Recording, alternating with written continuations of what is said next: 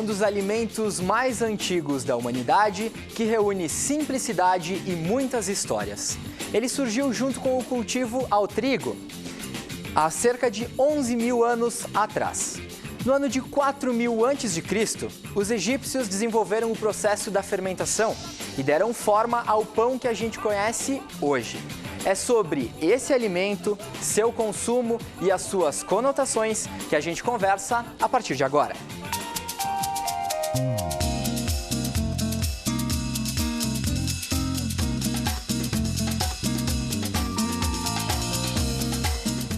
Charlie, o pão surgiu quando ele não era fermentado. Eu quero que tu explique pra gente essa diferença entre pão fermentado e pão não fermentado.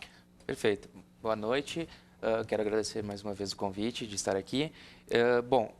O primeiro pão, sim, né, aconteceu devidamente por algum acaso, algum acidente, enfim, onde uma massa, um trigo moído, simplesmente com adição de água, se encostou sobre alguma pedra quente, algo assim, e se formou-se essa massa, né? Essa massa se torna uma massa seca, firme, sem elasticidade, né? Depois, com o desenvolvimento da levedura, aí sim houve-se então o crescimento, o que deixou essa massa, de certa forma, mais fofa, né? Mais macia e, enfim, o que é o nosso pão que nós encontramos hoje, né? Através da levedura é o pão que a gente encontra hoje. Um pão, acho que é uma referência nessa fonte de carboidrato, ou seja, uma fonte energética para todas as pessoas de uma forma geral. E ele está presente nas nossas mesas desde o café da manhã até a janta, né? Verdade. Nos últimos anos, o pessoal tem trocado muito o jantar comida por um jantar lanche. Então, com certeza, é de manhã no café da manhã, é no lanche da tarde e hoje também no jantar, na forma de lanche. A rotina começa cedo, como toda padaria, né? Em torno de 4 horas. Se começa com os primeiros pães que são assados para a parte da manhã. E mais toda a linha de lanches que você tem que preparar para as lojas. No caso, é uma rede, né? E nós temos, assim, variedades de pães, de lanches e coisas. Tudo aquilo ao longo do dia, vai se preparando o resto das coisas que vão se passando para as padarias. O pão francês realmente é o carro-chefe aqui na região? Sim, sim. É bastante consumido na nossa região. Se tornou do dia a dia das pessoas, né? Mas como o Rudimar comentou, o advento de produtos integrais tornou boa parte da nossa produção. A gente trabalha com a linha também de produtos fatiados, embalados, né? Então, por exemplo, 12 grãos é um produto que está tomando frente na linha de consumo, até ultrapassando os tradicionais pães de forma, pão de cachorro quente, é um pão muito em voga no momento, né? Como é que funciona essa questão de conservantes? Eles existem no pão? Como é que funciona isso? Sim, existe, porque que nem antimofo, coisa e tal, para não mofar isso aquilo, e tem conservante. Tem. E tua rotina começa às 5 da manhã, então? 5 horas. E que horas tu sai? 2. Para você ter uma ideia, são 51 anos de mercado. Eu sempre brinco com os amigos que eu nasci dentro de uma padaria, né? E aqui não corre sangue, corre farinha, né?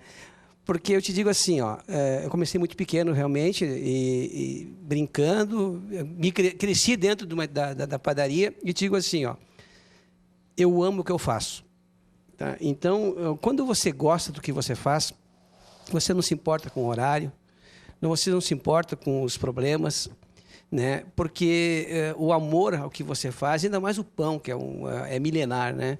Isso aí, para mim, me traz uma satisfação muito grande de poder trazer para a nossa população esse produto tão sagrado. Marisete, há quanto tempo vocês fazem pães?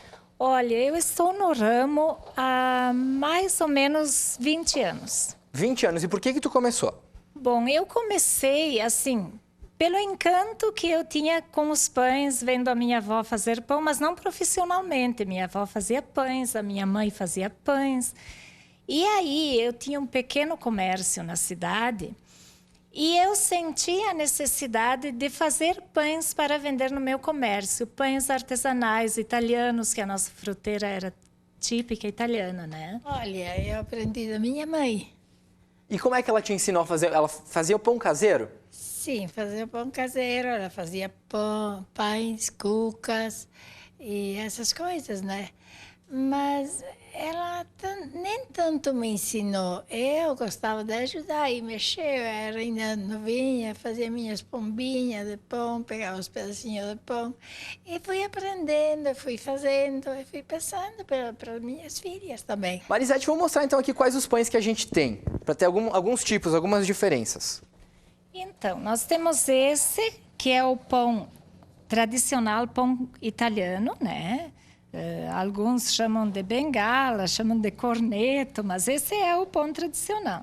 Esse também, a massa é a mesma, porém em outro formato, para quem prefere fazer lanches com ele, cortá-lo para torradas, coisas assim.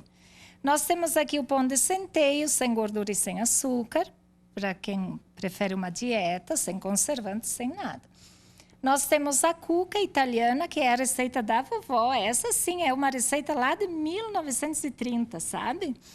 E nós, assim, mantemos ela bem original, sabe? Tem um padeiro aqui nessa banda, né? Quem que é o padeiro daqui? Você mesmo? É. Há quanto tempo você é padeiro? Cara, já tem uns 8 anos, mais ou menos. E por que tu começou? Olha, isso aí foi influência, sabe, da família. Minha mãe sempre trabalhou com esse tipo de ramo. E eu comecei num supermercado lá em Flores da Cunha. E depois vim para Caxias, depois voltei para lá. E assim foi até que a gente comprou uma padaria também, sabe? Daí a gente tem uma padaria lá em Flores da Cunha, que é assim também, de pão colonial e tal. E a gente montou uma filial em São Gotardo, que a gente faz entrega em Caxias também, sabe? Tá presente desde o café da manhã, pão integral, cacetinho para nós aqui, cacetinho, pão caseiro, eu gosto muito também do pão do nosso colega Renata, e tá sempre presente na mesa lá, né?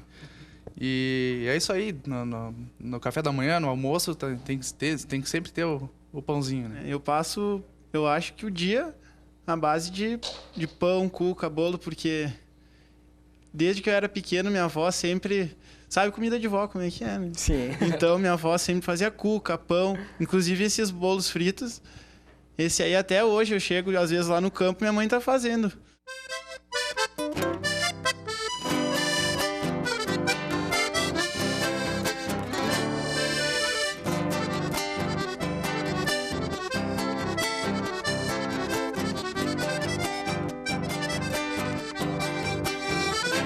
Um gaúcho vem da fronteira, sombreiro de palmo e meio, com um poncho sobre os ombros, mostrando o carnal vermelho. Vem bem montado no estribo, nas mãos as rédeas trançadas. Quem será este gaúcho? Pra onde ele segue na estrada? Um gachado frente aberta, franja comprida e calçado, no esteio das quatro patas vai cruzando no povoado. Um gaúcho maragato, com pose de comandante, um capata sem sua tropa, ou quem sabe um retirante. Um homem e seu cavalo, é um centauro entonado.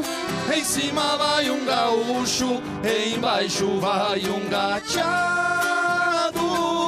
Um homem e seu cavalo, é um centauro entonado. Em cima vai um gaúcho, embaixo vai um gateado.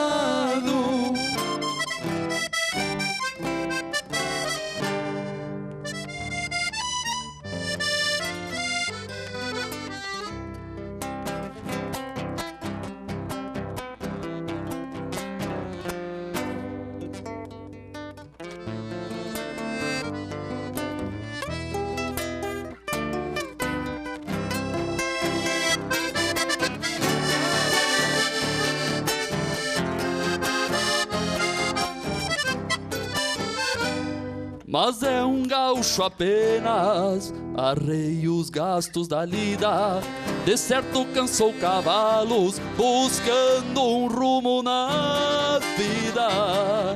Os olhares das janelas lhe dizem sem falar nada, são perguntas sem respostas que vão com ele na estrada. Que será que traz na alma alguma enchente ou estiro, passar batido em seu rumo no curso do próprio rio. Traz um olhar desses pagos, na sua estampa campeira, deve ter alma de campo, porque vem lá da fronteira. Um homem e seu cavalo, é um centauro entonado. Em cima vai um gaúcho, embaixo vai um gateado. Um homem e seu cavalo, é um centauro entonado. Em cima vai um gaúcho, embaixo vai um gateado.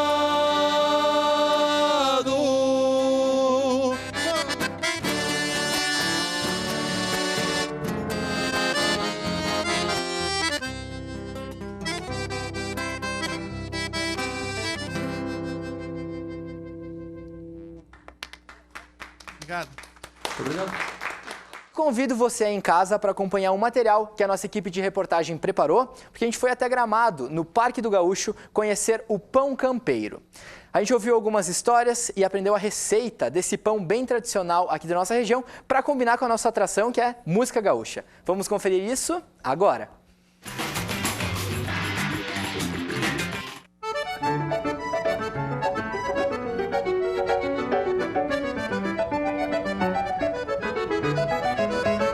Um alimento aparentemente simples, mas indispensável, carregado de histórias e simbologias.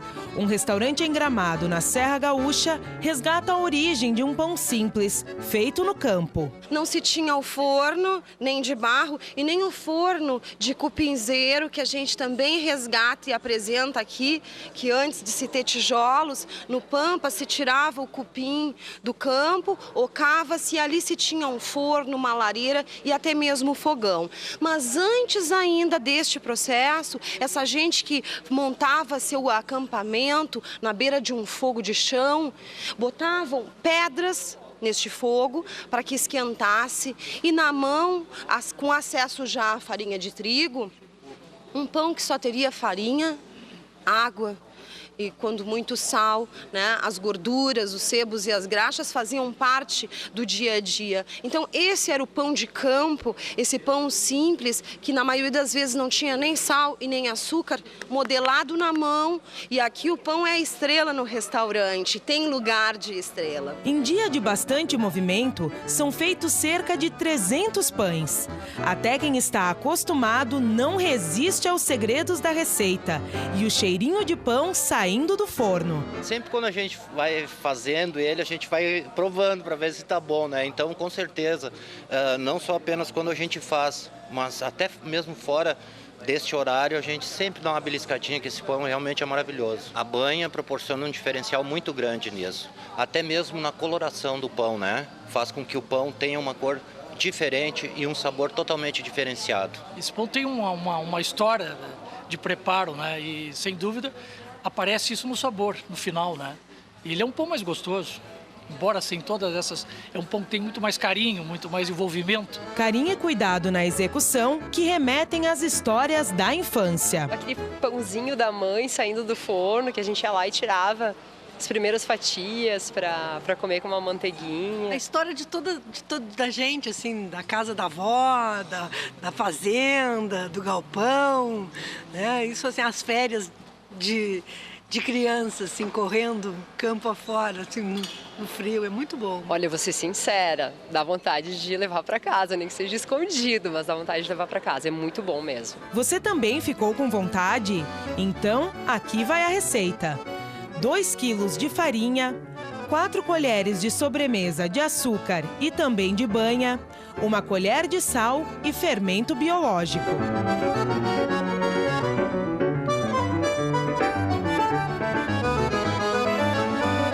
Os ingredientes devem ser misturados com água morna e bem sovados. Estique a massa e deixe descansar de 30 a 45 minutos. Após, estique novamente, faça o formato de pão e leve ao forno por aproximadamente 3 minutos. Vale lembrar que essa receita não leva ovos e o forno tem que ser a lenha. Ela rende cerca de 40 porções pequenas. Agora é só se deliciar com um pão nutritivo e saboroso.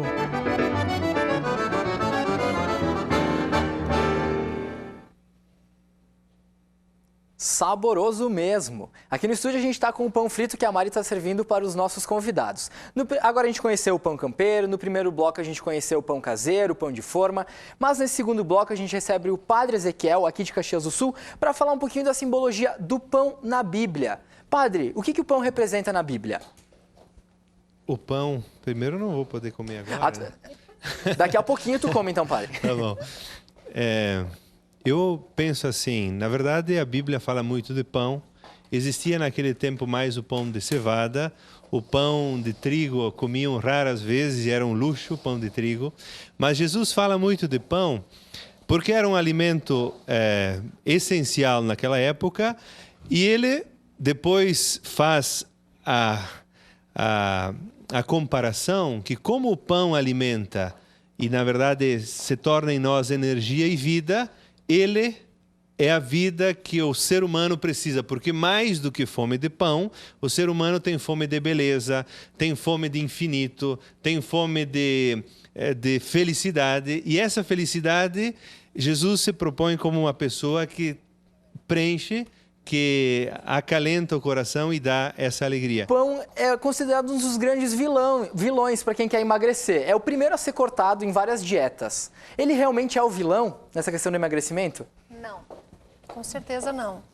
Na verdade, para emagrecer, precisa de uma alimentação saudável. Eu acho que o problema que hoje o pessoal confunde um pouco é o que tu come além do pão. Como tu come o pão em uma mesma refeição, que tipo de pão, a quantidade de pão da refeição e durante todo o dia, o que acompanha esse pão.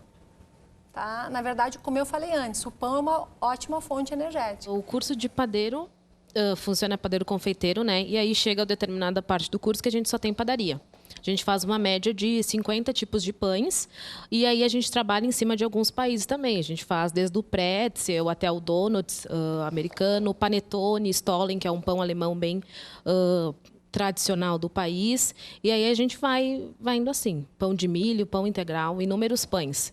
E tem muita procura?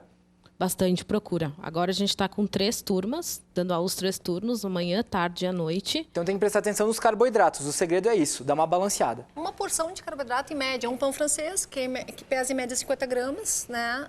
2 fatias de pão. Então, uma porção em média é 50 gramas. É isso que tu tem que pensar de uma forma geral. Então, no café da manhã, 50 gramas, no café da tarde, 50 gramas, que é um pãozinho, 2 fatias de pão. De sanduíche, não esses pães caseiros, que eu acredito que uma fatia seja o suficiente. E como é que a gente resiste a uma fatia de pão caseiro? Bom, pergunta bastante difícil. Não sei te responder, Matheus. Essa é muito difícil, né? Eu vou falar com o pessoal aqui das padarias de Caxias do Sul. Como é que eles veem o consumo de pão? Se aumentou, se diminuiu? Bom, a relatividade do consumo de pão, acho que ela se mantém. Se mantém. Existe bastante hoje a oferta, né? A variedade que muda bastante. As próprias padarias, elas procuram bastante diversificar bastante. Então, tipo, de um pão se faz bastante modelos, se faz bastante recheios, e se torna os lanches.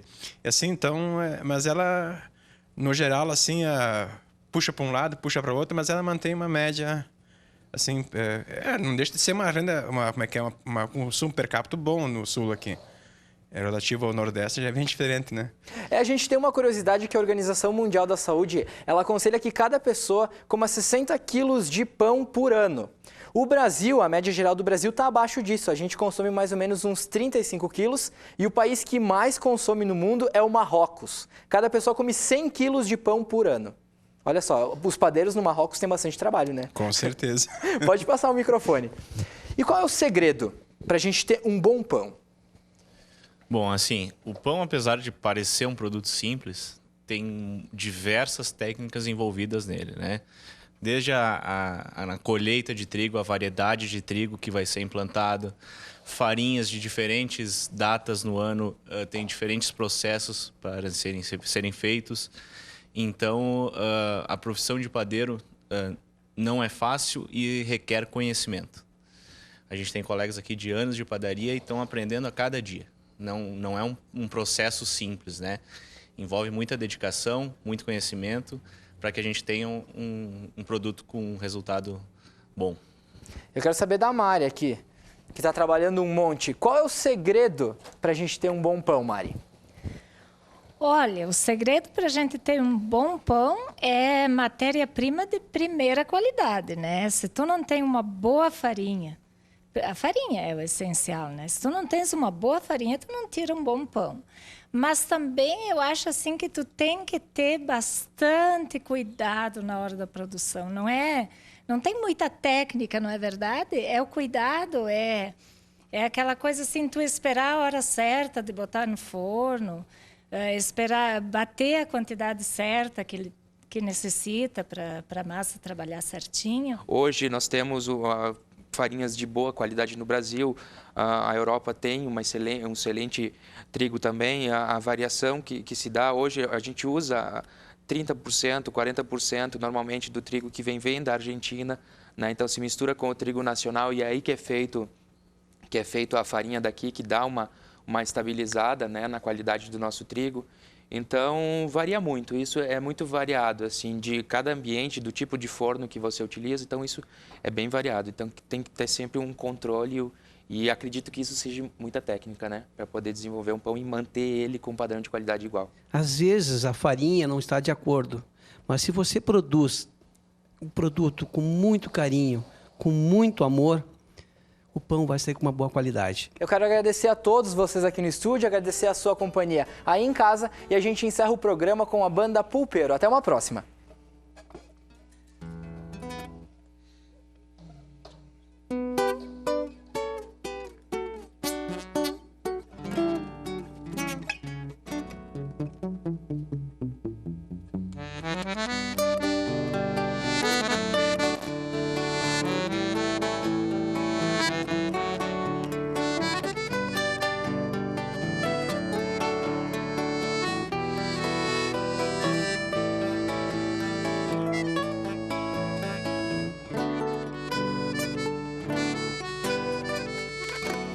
Resignado confesso minha intenção de querência, onde um apego me prende dentro da própria existência, lugar onde um coração num ciclo que não se encerra não deixou a própria vida firmar raízes na terra.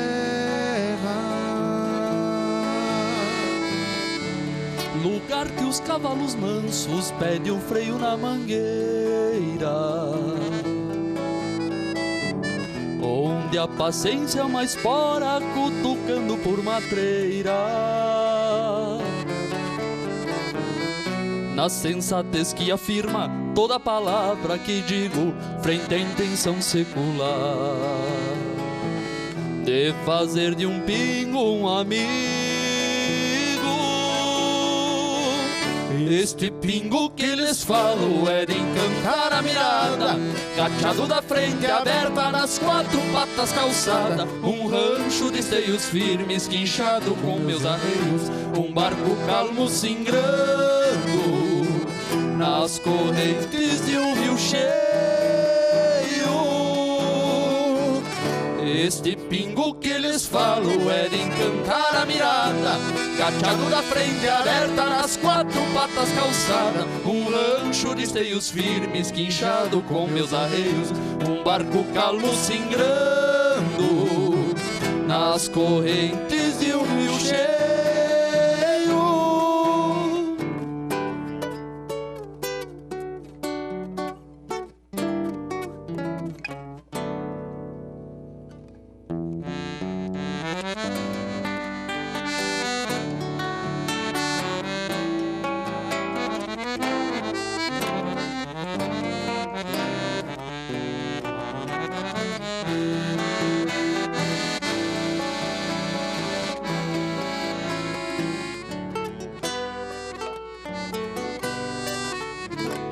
A distância é um trote largo que a estrada recompensa.